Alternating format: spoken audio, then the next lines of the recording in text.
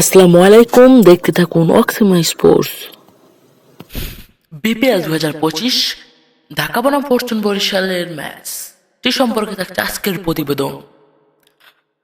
আজকে BPL 2025-এ Dhaka Capitals বনাম Fortune বরিশালে একটি অত্যন্ত রোমাঞ্চকর উত্তেজনাপূর্ণ একটি ম্যাচ ছিল।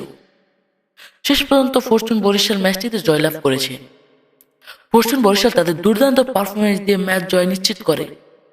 দলের ব্যাটিং ও বোলিং বিভাগে সবাই নিজের দায়িত্ব ভালোভাবে পালন করেছেন, যার ফলে তারা ঢাকা ক্যাপিটালসকে পরাজিত করতে পেরেছে।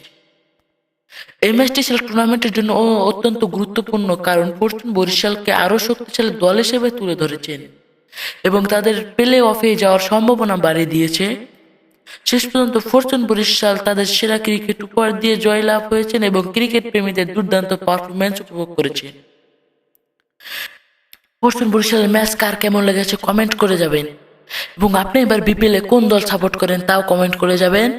দেখা যাক কোন দলের সাপোর্টার বেশি। আজকে এই পর্যন্ত থাকছেন আমাদের অক্সিমা স্পোর্টস এর প্রতিবেদন। সকলে ভালো থাকবেন। আসসালামু আলাইকুম। চ্যানেলটিকে সাবস্ক্রাইব করে যাবেন।